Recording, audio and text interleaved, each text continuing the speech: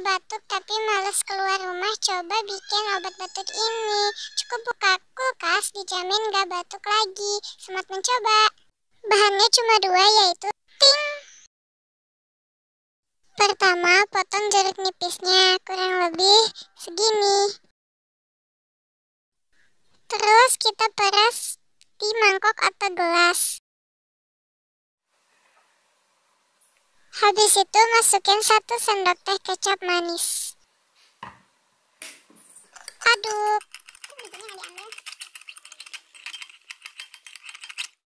Pastiin kalian gak makan biji lemonnya. Jadi deh, semoga batuknya cepat hilang.